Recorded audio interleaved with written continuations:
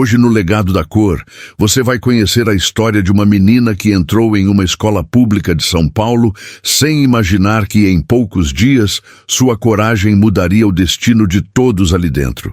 Uma história real, contada sem heróis nem vilões de cinema, mas com a força de quem decidiu não abaixar a cabeça. Fique até o final, porque o que começou como um simples caso de bullying terminou com a cidade inteira assistindo à verdade vencer o medo. O ventilador velho da sala 2B girava preguiçosamente no teto, empurrando um ar quente e cheio de pó. Lá fora, o sinal para o recreio já havia tocado, e a corrente humana de alunos atravessava o pátio como um rio em hora de cheia. No meio daquela confusão, Luana Barbosa, 16 anos, equilibrava sua bandeja de arroz e feijão com a precisão de quem já aprendeu a não chamar a atenção demais. Tinha chegado à escola estadual Padre Anchieta há apenas uma semana, transferida da periferia de Osasco depois que a mãe conseguiu uma vaga num emprego de faxineira na Vila Prudente. Luana era dessas meninas que carregavam o mundo nos ombros, mas escondiam o peso com um sorriso tímido. Seus cadernos eram impecáveis, suas notas acima da média, e seus olhos, atentos, silenciosos, revelavam alguém que observava mais do que falava. Mas naquele dia, ela notou algo diferente no ar. Os olhares, os cochichos, as risadas abafadas. "Olha lá! A novata de cabelo de Bombril", murmurou Caio Nogueira, 17, capitão do time de futsal. A mesa dele era o centro gravitacional da escola, o lugar onde os populares riam alto, zombavam de professores e decidiam quem seria o alvo da vez. Caio não era apenas um valentão, era o filho do homem que mandava na escola sem precisar entrar nela. Os professores o temiam, a direção o protegia e os alunos fingiam rir para não se tornarem o próximo alvo. Luana fingiu não ouvir, mas as palavras não passaram despercebidas. Quando sentou-se num canto afastado, sentiu um pedaço de pão voar e acertar suas costas. "E aí, Detroit, perdeu o avião?" zombou outro garoto entre gargalhadas. Ela respirou fundo, abriu o caderno e começou a anotar algo, não sobre a aula, mas sobre as pessoas. Nomes, horários, atitudes. Era como se estivesse montando um quebra-cabeça invisível. O que ninguém sabia é que Luana não era uma garota comum.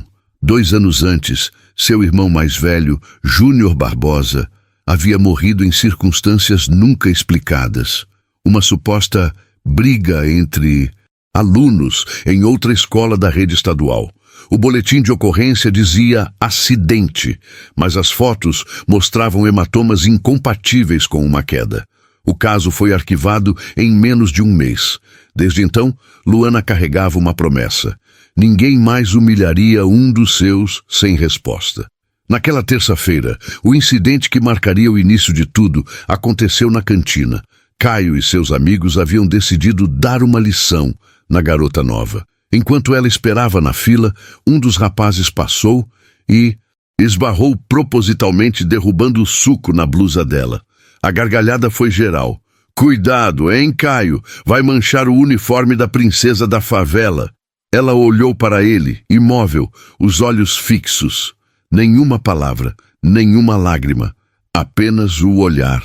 "Vai encarar?" ele provocou, aproximando o rosto. Luana respondeu apenas: "Vai se arrepender."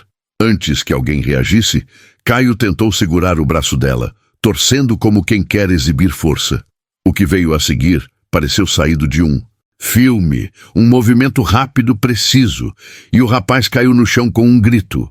O barulho seco do corpo batendo contra o piso ecoou por toda a cantina. 150 alunos pararam. O silêncio tomou o lugar do riso. Luana soltou o braço, ajeitou a mochila e disse, sem pressa: "Alguém chama a inspetora. Ele se machucou." Sua voz era neutra, nenhuma raiva, nenhum medo, apenas um tom frio que fez até os mais ousados recuarem. Caio tentava se levantar, mas o braço pendia mole. Ela quebrou meu pulso! Gritou com o rosto vermelho. Em segundos, a diretora Dona Eliane apareceu, seguida por 2 inspetores. O que aconteceu aqui? Ela me atacou, berrou Caio apontando para Luana. Ataquei, ela respondeu, tirando o celular do bolso. A senhora quer ver o vídeo? O coração de Caio congelou. O vídeo mostrava tudo. As provocações, o empurrão, a tentativa de agressão e a reação rápida da garota. A diretora empalideceu. Onde você aprendeu a se defender? Assim? Curso de defesa pessoal gratuito do Centro Comunitário, senhora.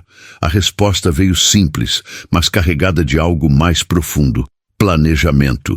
Nos dias seguintes, a escola virou uma panela de pressão. O filho do subprefeito humilhado por uma menina nova e negra. Os grupos de WhatsApp explodiram. Memes, comentários racistas, fofocas, mas nada do que falavam abalava Luana. Pelo contrário, ela parecia esperar que aquilo acontecesse. Durante as aulas, ela escrevia sem parar em um caderno de capa preta. Ninguém sabia o que havia ali, mas quem se aproximava via diagramas, datas e nomes de funcionários. Enquanto todos achavam que ela era apenas uma aluna isolada, Luana estava montando um dossiê. O que Caio não sabia, e o que mudaria tudo, é que aquela menina tinha descoberto muito mais sobre ele e sobre a escola do que qualquer um imaginava. Na sexta-feira, durante o recreio, ela se aproximou calmamente do grupo de Caio. Você acha que pode tudo, né? Disse ela em tom baixo, quase confidencial. Eu sou o que todo mundo aqui respeita, respondeu ele com arrogância. Respeita ou teme, provocou. Ele riu, se inclinando para perto. Você devia pensar 2 vezes antes de me provocar. Eu posso te expulsar dessa escola em um estalar de dedos. Ela deu um passo atrás, sorrindo. Você tem razão, mas e se desta vez for você quem vai sair daqui em um camburão? Ele ficou pálido. Como é que é? Você vai descobrir na segunda-feira. E saiu, calma, confiante, deixando para trás um silêncio pesado e um grupo de adolescentes tentando entender o que acabara de acontecer. A segunda-feira amanheceu abafada, como se São Paulo respirasse fumaça. Na sala da direção da escola estadual Padre Anchieta, os ventiladores de parede lutavam em vão contra o calor. Dona Eliane ajeitava a blusa enquanto aguardava o visitante que o subprefeito prometera enviar.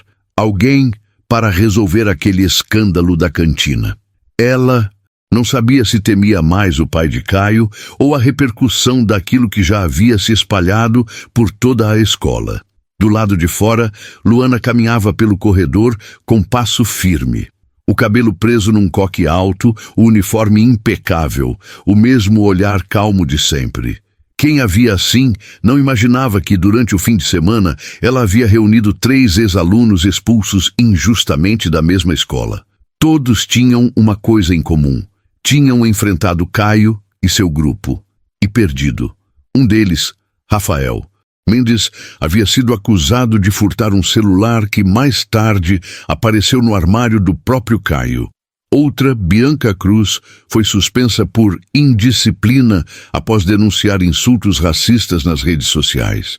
E o terceiro, João Pedro, simplesmente desapareceu das listas de presença depois de se desentender com o professor de educação física, o mesmo que treinava o time do filho do subprefeito. Luana gravou os depoimentos de cada um, organizou os prints das mensagens e salvou tudo num pendrive. Mas ela não parou por aí. Também procurou um repórter comunitário, Matheus Lima, que trabalhava num canal independente chamado Olhar da Periferia. Foi ele quem disse a frase que ela repetiria por muito tempo. Quando a justiça dorme, o vídeo acorda o povo. Naquela manhã, Caio chegou acompanhado do pai, Rogério Nogueira, subprefeito da região, e de um advogado de terno cinza. Entraram na diretoria como quem pisa em propriedade particular. Queremos a expulsão imediata dessa garota, exigiu Rogério, jogando um envelope sobre a mesa da diretora. Dentro, um pedido formal com timbre da subprefeitura e o logotipo do governo estadual. Dona Eliane hesitou. Senhor Rogério, há um vídeo mostrando que seu filho provocou a situação. A senhora está me chamando de mentiroso? Ele interrompeu. Eu pago impostos para essa escola funcionar. Se não resolverem isso hoje, amanhã tem gente minha da Secretaria de Educação aqui. Luana bateu na porta. Posso entrar? O silêncio foi imediato. Ela entrou sem vacilar, colocou o celular sobre a mesa. Já que vão decidir meu destino, é justo que todos ouçam o outro lado. Ela apertou o play. O áudio era nítido. Caio dizendo, pretinha folgada, favela metida, e outras palavras que fizeram a sala ficar fria. O advogado pigarreou. Rogério tentou interromper, mas Luana continuou. E tem mais. Esse vídeo tem cópia em 3 lugares, e uma vai para o jornal comunitário ainda hoje. Caio levantou-se de repente. Você vai se arrepender. Já ouvi isso antes, respondeu ela. E da última vez, quem se arrependeu foi quem achou que podia esconder a verdade. Rogério a olhou de cima a baixo com desdém. Você não faz ideia de quem está enfrentando. Falo o mesmo, senhor. Ela saiu, deixando a diretora suando e o advogado mudo. Do lado de fora, um grupo de alunos a esperava. Alguém sussurrou. Luana, isso é suicídio. Ela apenas respondeu. É justiça. Nos corredores, a história tomou forma de mito. Alguns diziam que Luana era filha de policial, outros que trabalhava para o Ministério Público. Ninguém imaginava que era apenas uma menina que estudava os artigos da Constituição toda noite no celular da mãe. Ela sabia citar o artigo 5º, inciso desnenso, de cor. A prática do racismo constitui crime inafiançável e imprescritível. Mas o sistema reagiu. Na terça-feira, um comunicado foi lido em todas as turmas. Por decisão da direção, a aluna Luana Barbosa está suspensa por tempo indeterminado até a apuração completa dos fatos ocorridos na semana passada. O aviso veio com a assinatura da diretora e carimbo oficial da secretaria. Os alunos ficaram em choque. Suspensa? Mas ela se defendeu. É sempre assim, mano. Quem tem cor e enfrenta paga o preço. Naquele mesmo dia, Luana foi impedida de entrar na escola. Ficou parada no portão, olhando o segurança travar a catraca. Do outro lado, Caio sorria, cercado pelos amigos. O mundo volta ao normal, disse ele, alto o bastante para que ela ouvisse. Mas ele não sabia que o normal estava prestes a ruir. Naquela noite, o vídeo do incidente da cantina apareceu no YouTube. Título: Filho de político tenta agredir estudante e se dá mal. Escola Estadual Padre Anchieta, SP. Em menos de 12 horas, o vídeo ultrapassou 500 mil visualizações. Hashtags começaram a surgir. Justiça por Luana, racismo na escola, somos todos Anchieta, e o canal Olhar da Periferia lançou uma reportagem completa, mostrando também os outros casos abafados. A prefeitura tentou conter o estrago, mas a imprensa tradicional já farejava o escândalo. Na quarta-feira, um carro da TV Cultura estacionou na frente da escola. Repórteres perguntavam pelos alunos, professores se escondiam, e Caio, ao ver as câmeras, perdeu a cor. Dentro da subprefeitura, o pai dele gritava ao telefone. Quem soltou esse vídeo? Eu quero nomes. Essa menina acabou com a minha carreira. Mas a gravação não vinha só de um celular. Circulava em grupos de pais, professores e até sindicatos. E pela primeira vez, as vozes dos ignorados ecoavam mais alto que o silêncio dos poderosos. Enquanto isso, Luana passou o dia em casa, sentada na varanda com um notebook emprestado por um vizinho. Na tela, dezenas de mensagens, jornalistas, advogados e até alunos de outras escolas enviando apoio. Mas o que mais a surpreendeu foi uma ligação. Aqui é o promotor Eduardo Pires, do Ministério Público Estadual. Recebemos denúncias sobre irregularidades na escola Anchieta. Gostaríamos de conversar com você. Ela respirou fundo. Estou à disposição.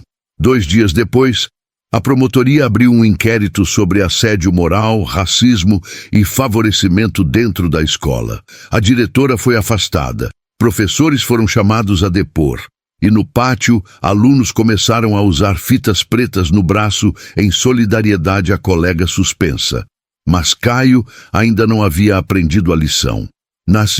Sexta-feira, enquanto a escola fervilhava de jornalistas, ele convocou os amigos no vestiário. Vocês acham que eu vou deixar aquela menina destruir meu nome? Ela vai pagar caro. Um dos rapazes, hesitante, perguntou. Caro como, mano? Vocês vão ver, segunda-feira a história muda. Eu tenho provas de que ela inventou tudo. O que ele não sabia era que o próprio vestiário tinha microfones escondidos, colocados por uma ONG de direitos humanos que já investigava denúncias na escola. As fitas foram entregues à promotoria no dia seguinte, e o plano de Caio seria seu fim. Na segunda-feira seguinte, o auditório da escola lotou. Pais, professores, repórteres e estudantes. Na frente, a mesa do Ministério Público e representantes da Secretaria de Educação. Rogério Nogueira, tenso, mexia o relógio sem parar. Caio, com um uniforme impecável, olhava para o chão. Então, a porta se abriu. Luana entrou. Aplausos ecoaram como uma onda. Alguns alunos levantaram, outros choraram. Ela subiu ao palco e colocou sobre a mesa um envelope grosso. Aqui estão os registros dos últimos 3 anos. Conversas, áudios, atas de suspensão e transferências forçadas. Cada uma dessas pessoas foi calada por medo, mas eu não vou calar. O promotor levantou a sobrancelha. Você coletou tudo isso sozinha? Não, teve gente que acreditou em mim, inclusive professores cansados de fingir que não viam. Ela mostrou um pendrive.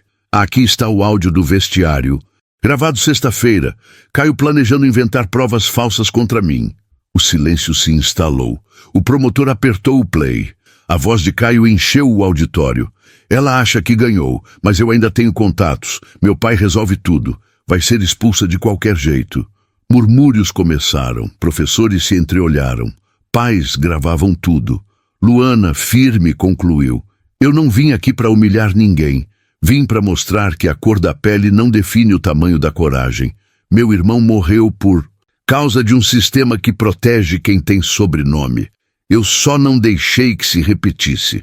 Rogério levantou-se de súbito, tentando controlar o caos.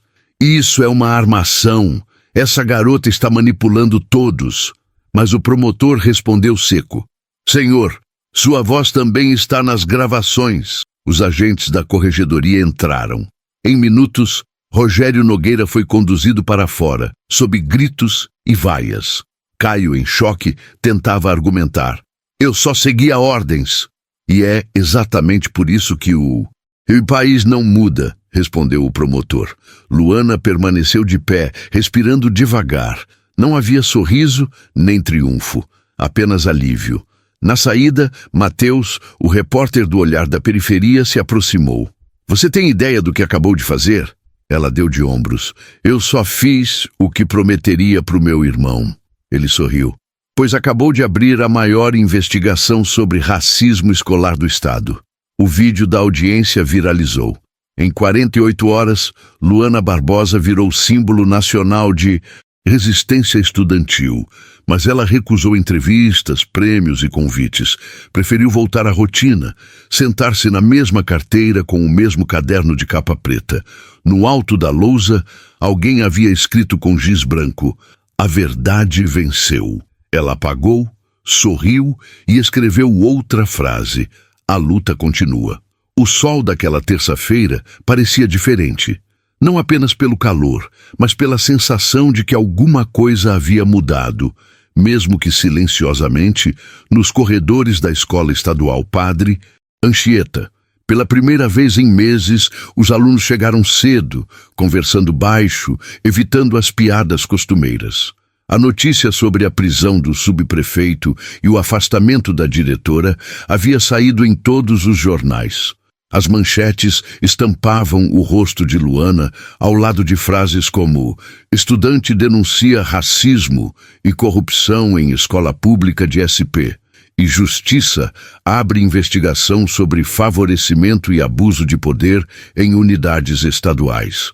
Mas ela não se via como heroína. Sentada na mesma carteira de sempre, o mesmo cabelo preso, o mesmo caderno de capa preta, ela rabiscava uma frase que havia ouvido do promotor. A coragem é uma semente. Às vezes, ela floresce no concreto. O pátio estava mais silencioso que o normal. Os professores se reuniam em grupos, discutindo a reestruturação do corpo docente. Um novo interventor havia sido nomeado pelo Estado para reorganizar a escola. Professor Antônio Carlos, homem negro, voz firme, olhar de quem já tinha visto muita injustiça na vida. Quando entrou na sala, os alunos se ajeitaram. Bom dia, turma. Eu não vim aqui para apagar o passado, mas para garantir que ele nunca se repita. As palavras soaram com peso de sentença. Ele olhou para Luana. E eu sei que alguns de vocês tiveram mais coragem que muito adulto por aí. Ela abaixou o olhar envergonhada, mas ele continuou. Eu li o relatório. E quero que saibam, a partir de hoje, a Escola Anchieta vai ter um conselho estudantil com voz, voto e respeito. Nenhuma decisão será tomada sem ouvir vocês. Um murmúrio de aprovação percorreu a sala. Era o tipo de gesto simples que, para quem vive o peso da injustiça, significa revolução. Do outro lado da cidade, o nome Rogério Nogueira virava sinônimo de corrupção e nepotismo. A Controladoria Geral do Estado divulgava um relatório com irregularidades em contratos escolares e compra superfaturada de materiais esportivos. O Ministério Público ampliou o inquérito e o caso, que começou com um empurrão na cantina, tornou-se uma operação de combate à discriminação institucional e desvio de verba pública. Caio, por sua vez, foi transferido para outra unidade, um colégio interno supervisionado pela Vara da Infância. Durante semanas, as redes sociais se dividiram entre ataques e reflexões, mas o que mais impressionava era o silêncio da própria Luana, que recusava qualquer entrevista. Enquanto repórteres disputavam sua história, ela estava em casa ajudando a mãe a pintar a parede da sala. "Você viu o jornal?" perguntou a mãe com os olhos marejados. "Vi, mas prefiro ver isso aqui limpo", respondeu, passando o rolo de tinta. "Você podia ganhar prêmio, filha. Até na televisão você saiu." "Mãe, não quero prêmio, só quero estudar em paz." E voltou a pintar. Simples, serena. Mas por dentro, o mundo dela estava em reconstrução, tijolo por tijolo. 2 semanas depois, algo começou a mudar nas escolas vizinhas. Estudantes criaram grupos chamados Âncoras da Coragem, inspirados na história de Luana. Eles gravavam vídeos denunciando racismo, machismo e humilhações no ambiente escolar. Em poucos dias, dezenas de escolas da rede estadual começaram a compartilhar depoimentos sob a hashtag A Ninguém Nos Cala. A Secretaria de Educação, pressionada, anunciou um programa inédito, Projeto Marcos Barbosa, em homenagem ao irmão de Luana. O decreto determinava a criação de núcleos de escuta e defesa estudantil em todas as escolas públicas do Estado. Quando ela viu o nome do irmão estampado num documento oficial, Luana chorou pela primeira vez em meses. Chorou sozinha, no quarto pequeno, olhando a parede onde ainda estava o diploma dele de melhor redação de 2018. E entre soluços, murmurou: "Consegui, Júnior." A verdade chegou e ela falou alto. Na manhã de quinta-feira, Luana voltou oficialmente às aulas. Não havia repórteres nem cartazes. Apenas os colegas, que a receberam com aplausos discretos. Ela sentou na última fileira tentando se esconder, mas todos sabiam. Aquela menina tinha mudado a história da escola. Durante o intervalo, Bianca e Rafael, os ex-alunos injustiçados que ela havia procurado no início, apareceram no portão. Tinham sido reintegrados pela secretaria e queriam agradecer. "Você devolveu nossa voz, Lu", disse Bianca, emocionada. "Eu só liguei as pontas. Vocês já tinham começado antes de mim." Rafael completou: "Mas foi você que teve coragem de terminar o que a gente não conseguiu." Eles se abraçaram sob o sol de meio-dia, enquanto o barulho do recreio enchia o ar de uma leveza que há muito não se via ali. No mês seguinte, a escola organizou um evento, Dia da Consciência e da Coragem. Professores, pais e alunos encheram o pátio decorado com cartazes feitos à mão.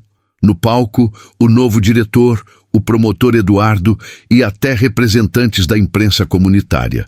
Mas o momento mais esperado era o discurso de Luana. Quando ela subiu, o microfone tremeu em suas mãos. Não era medo, era emoção.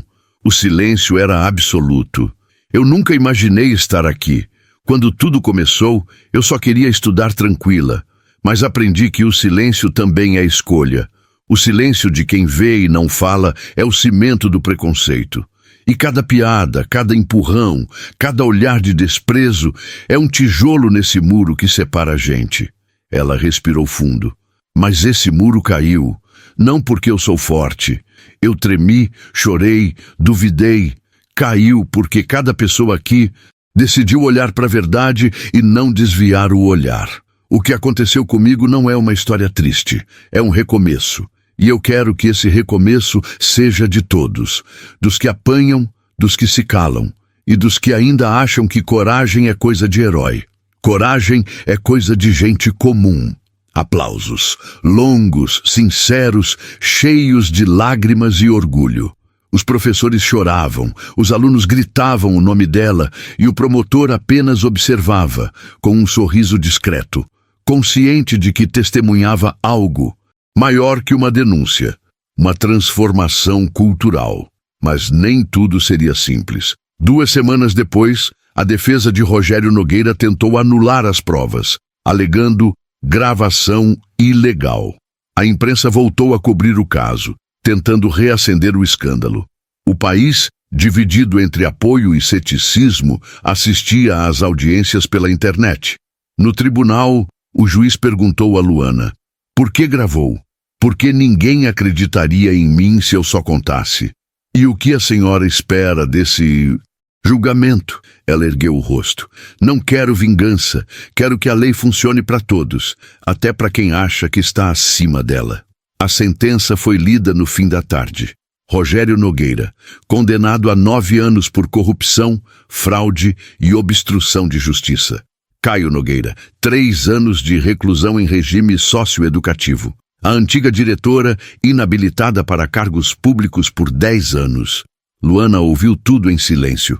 Quando o juiz bateu o martelo, ela apenas fechou os olhos e murmurou, quase imperceptível: agora sim. Do lado de fora, o promotor se aproximou. Você conseguiu o que a gente chama de justiça com nome e sobrenome, e é rara. Não fui eu, foi todo mundo que acreditou. Ele sorriu. Você tem planos para o futuro? Quero fazer direito e dar aula num colégio público. O promotor riu, sincero. Então, talvez um dia eu trabalhe para você. No fim do ano, a escola Padre Anchieta mudou completamente. As paredes foram pintadas com murais sobre diversidade, feitos pelos próprios alunos. Na entrada, um letreiro novo. Aqui a cor é coragem. Um novo projeto curricular incluía temas como história afro-brasileira, empatia e direitos humanos. E pela primeira vez, alunos foram convidados a participar das reuniões pedagógicas. Luana virou representante de turma, mas recusava o rótulo de líder. Líder é quem caminha na frente. Eu só abri o portão. Nas redes sociais, a história dela virou documentário, produzido por universidades, e o Olhar da Periferia recebeu um Prêmio Nacional de Jornalismo Comunitário pela cobertura do caso. Em dezembro, ela recebeu um convite inesperado, uma bolsa integral para cursar Direito em uma faculdade particular de prestígio. No envelope, uma carta assinada pelo reitor. Você lembrou ao país que a justiça nasce na escola. Luana chorou de novo, mas dessa vez era alívio. Na mesma noite, sentou-se na laje, olhando as luzes da cidade, e escreveu a última página do caderno de capa, preta. A cor que tentaram usar contra mim virou bandeira, e cada vez que alguém se levanta, um muro cai. Meses depois, o caso de Luana inspirou um projeto de lei estadual sobre combate ao racismo em instituições de ensino. Em sua formatura, o professor Antônio a apresentou dizendo: Ela não precisou levantar a voz para ser ouvida, precisou apenas não abaixar a cabeça. A plateia levantou-se e aplaudiu. Entre os presentes, repórteres, ex-colegas e jovens de outras escolas exibiam cartazes com a frase que viraria lema de uma geração: a cor da pele não mede a força do coração. Luana subiu ao palco, pegou o diploma e olhou para o público. Naquele instante, entendeu que sua história não era sobre dor, mas sobre transformação. Ela não tinha apenas vencido uma batalha, tinha ensinado uma escola inteira a enxergar. Essa história é mais do que um relato sobre racismo e coragem. É sobre o poder de uma voz que se recusa a ser silenciada. Quando uma menina negra de uma escola pública levanta a cabeça e enfrenta um sistema inteiro, ela não está apenas lutando por si, ela está acendendo luzes para milhões que ainda vivem na sombra. E é por isso que o legado da cor existe, para lembrar que cada ato de coragem deixa uma marca, e cada marca constrói um legado. Se essa história tocou o seu coração, compartilhe, curta, comente, envie para quem precisa ouvir que ainda vale a pena acreditar na justiça. Porque toda vez que uma voz como a de Luana se ergue, o Brasil muda-se um pouco mais. Legado da cor, histórias que não se calam.